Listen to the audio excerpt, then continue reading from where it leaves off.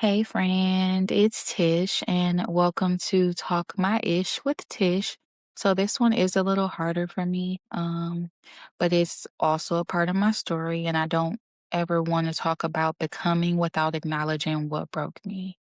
So I lost my second oldest daughter in 2011, and when I say it changed everything, I mean everything. Like before she died, I was one version of myself. And then after she passed, I was somebody else. Um, Not better, not worse, just different. That trauma caused me to not be as trusting as I once was. When you lose a child, you don't just lose them, you lose the future you imagine. You lose the version of yourself that existed before it happened. I never imagined life without my kids once I was blessed with them. And I always thought, your kids are supposed to bury you, not the other way around. I don't talk about this part often, but at the same time of me losing my daughter, I lost the man I loved. Like her father was my best friend. I loved that man down, okay? We were never in a relationship, but our situationship was on and off for about 3 years. So I wasn't just grieving my child, I was grieving the life I had before all of that happened. But grief is strange. It doesn't always look like crying. Sometimes it looks like functioning, like showing up, like being strong because other people need you to be.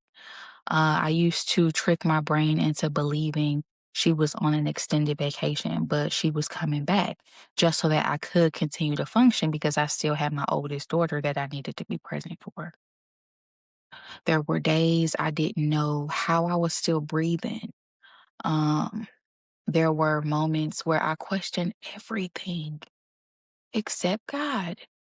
And that usually surprises people, but I never blamed him.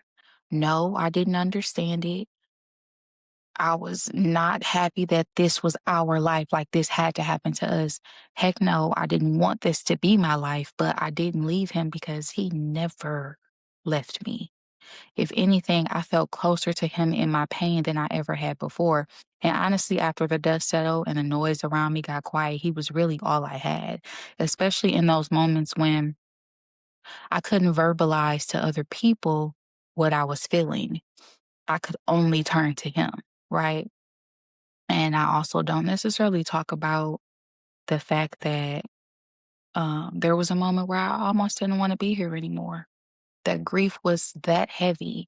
Like I remember being home alone one day and grief like hijacked my mind to where I was crying uncontrollably, looking through my bathroom cabinet for pills, just wanting to stop the pain. I thank God for being able to call my mom and for her to talk me off the ledge because, baby, I was this close. And I'm sharing that not for sympathy, but because I know what it feels like to be that low. And if you've ever been there, I need you to know this.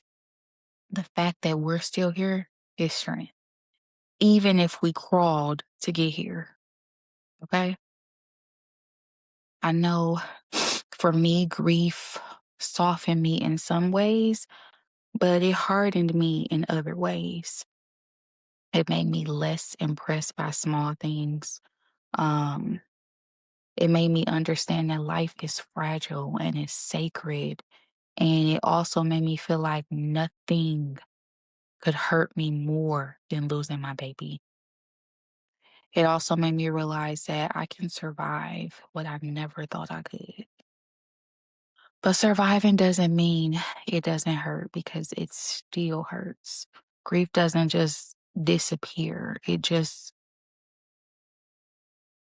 changes shape.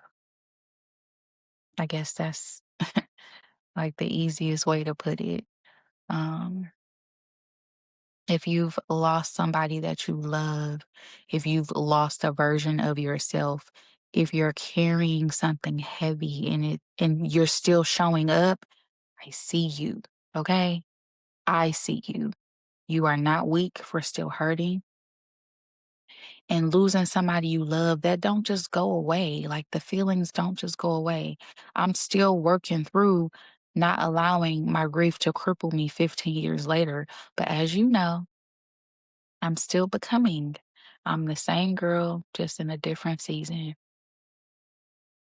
But that's really all I got for you on today. Thank you for watching. If you have not subscribed, please do so.